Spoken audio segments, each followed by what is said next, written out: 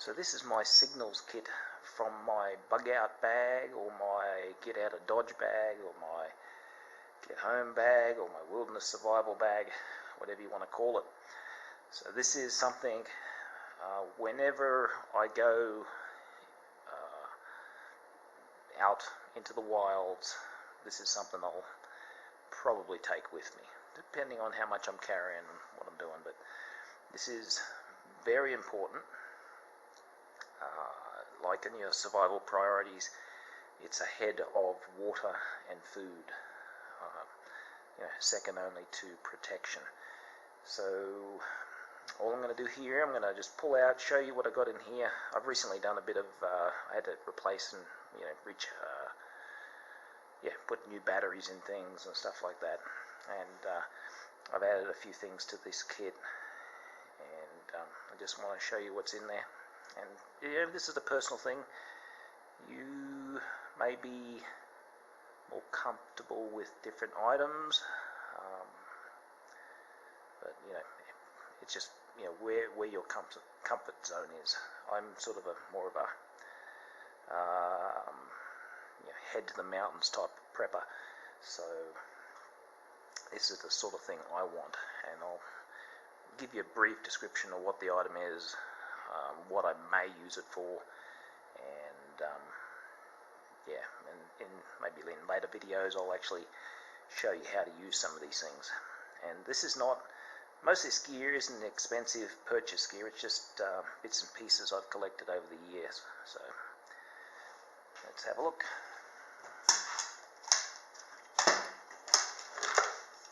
Alright, so first off, the box. Well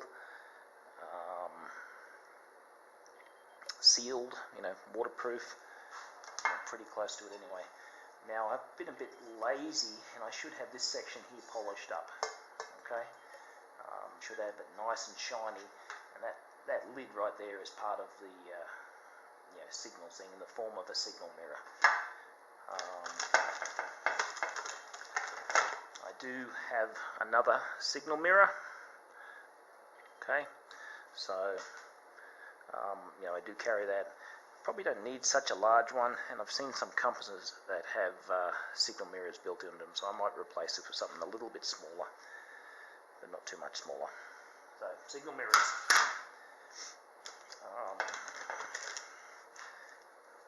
Piece of aluminium foil.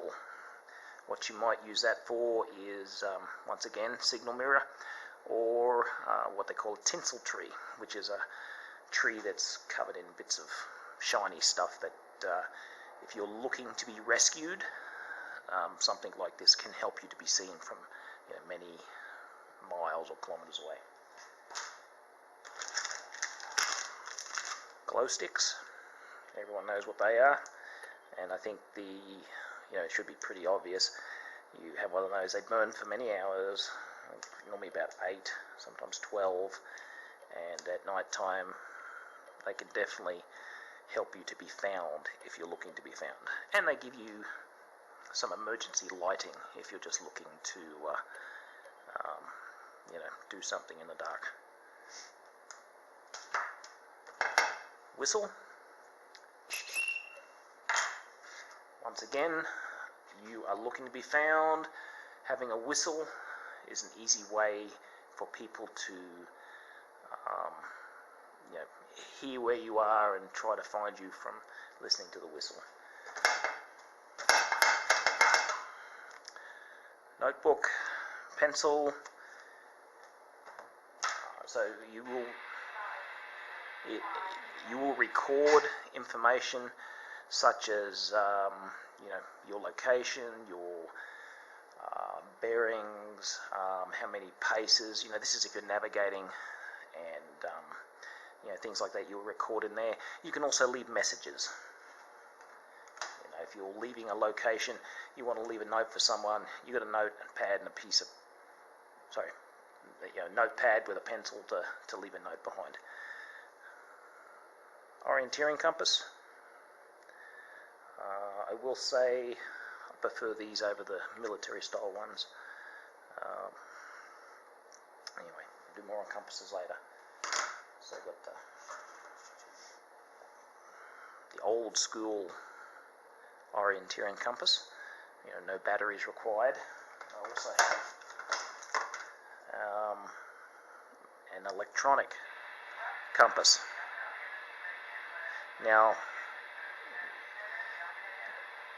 sorry, I got the ham radio going. What I like about this one, it's got temperature, it's got barometric pressure,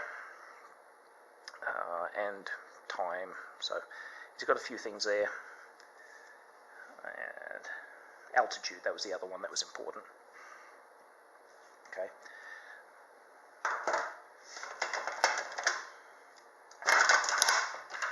Baofeng radio, as I did another video on these, they got a lot of uses.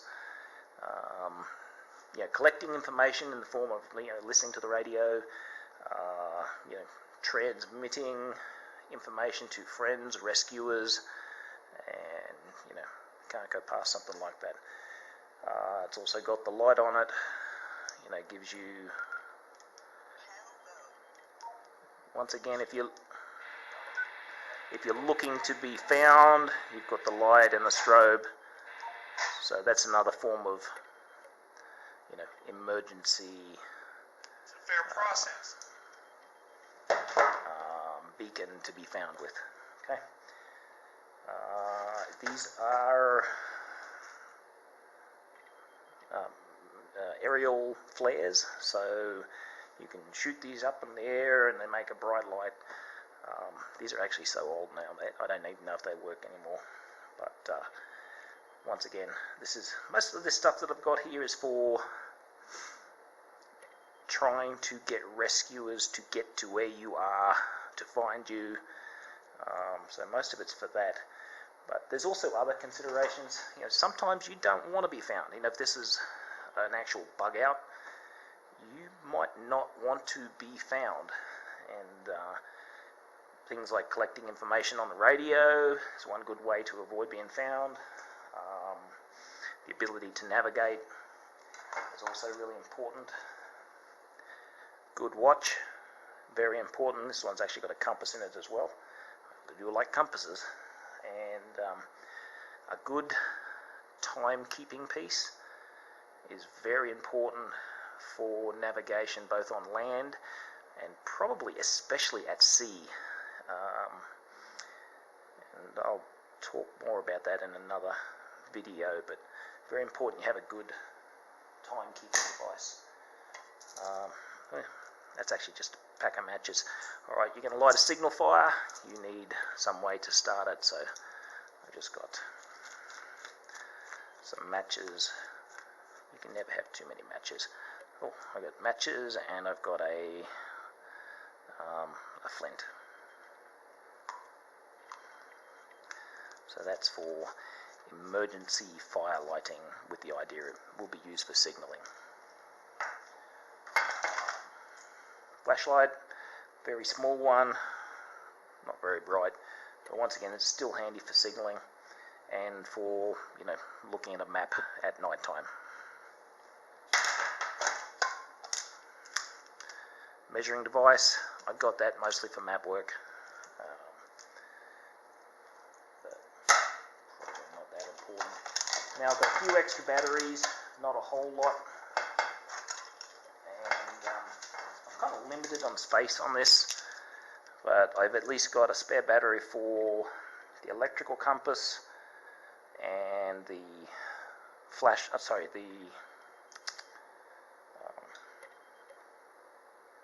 the watch, and I got one battery for the flashlight. You might and probably will notice I don't have any way to charge the Baofeng, but I've got enough knowledge I can charge this from a car. If I just want to take the time to set up the rig, it's not too hard to charge from a car with really basic equipment. That's something else I'll probably show you. And the last thing is a good, if you can see that, a good compass set. Now underneath that I've got squares, a small ruler, and a don't remember what you call those now, compasses? Anyway, that thing. And that's all for navigation, or for radio direction finding. You have to be able, in order to navigate well on land or sea, all these things become very important.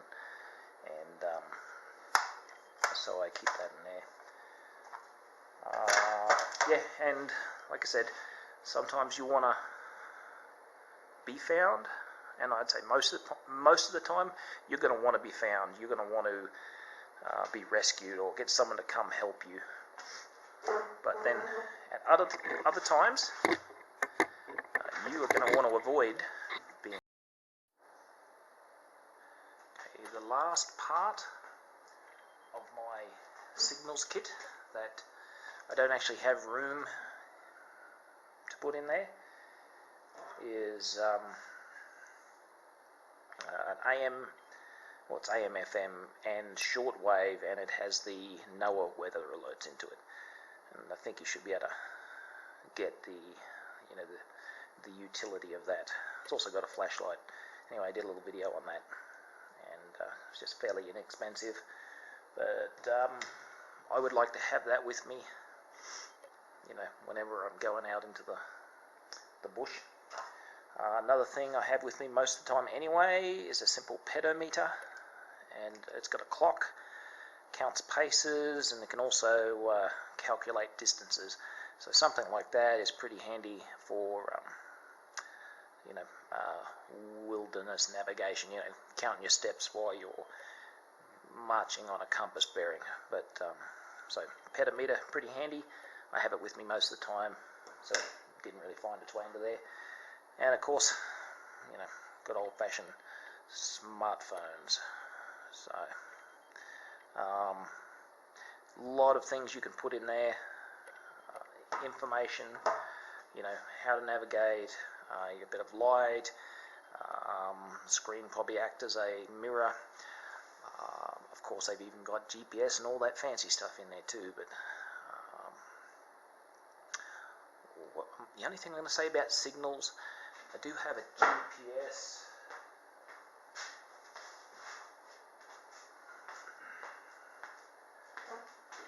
I've also got a GPS, that's another thing that I will probably take with me, but honestly I don't. For an emergency gear, the GPS is something you can't always trust. There's about 10 years ago, just when I first moved out here, there was a Canadian couple that came, I think they were coming back from Vegas or something, but they were following a GPS, and on the GPS it'll say road is here, follow this, turn here, and you get to trusting that, and it can get you into trouble. And that's what happened to them. They followed the directions on the GPS. They got stuck on a muddy, unmaintained road, and I think she was rescued after 7 weeks. He walked off at some point with the GPS to try and walk to the highway, and he was never seen again, at least not alive. So that's a bit of a tragedy that came from trusting your GPS as your absolute word on navigation. Personally myself, when I came out here, it took me 3 days to find, and I used the GPS, and I love my GPS. It took me 3 days to find my place. I bought it off the internet, and the GPS has shown me all these roads, which I've got a lot more knowledge now, and a lot of those roads are either totally washed out, or impassable in the mud, or impassable in the snow. And anyway, talk more about GPSs and stuff later on, but that's my signals kit for my bug out bag.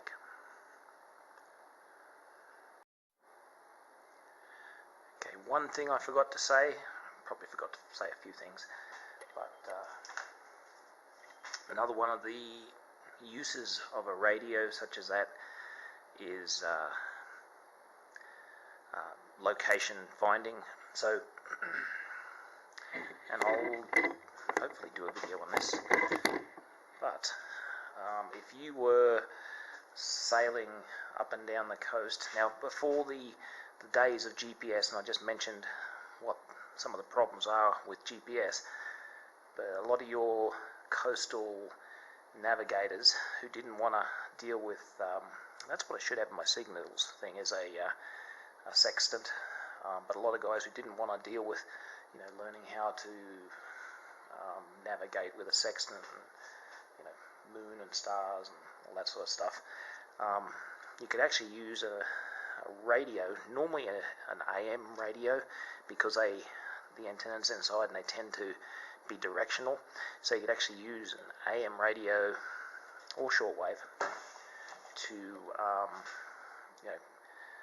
get your location through,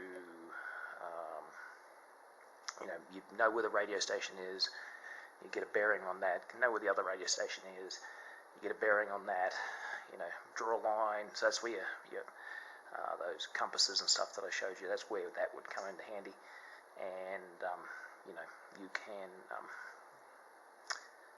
find your location from a radio signal. So that was one way it was done. And the other thing you can do is you can find the location of a beacon or a radio station you need to get to for some reason. So you got some ham radio operator transmitting, out of Wyoming somewhere, and you need to get to him for whatever reason. You can use that to direction find if he can't give you directions. And I didn't include it in my signals kit, but a lot of the stuff I showed you doesn't work without a decent map. So I've got maps of all sorts of things, all sorts of places, and that should be a priority. If you know the area you're going to be traveling in, working in, or living in, you should have maps of that area, and also maps of the world and the oceans, and they've all got different things on them, like an aerial. Maps is another subject, but anyway, recommend that's part of your signals kit as well. And I'll just, depending on what I'm doing, I'll normally just have a map of the area that I'm working in.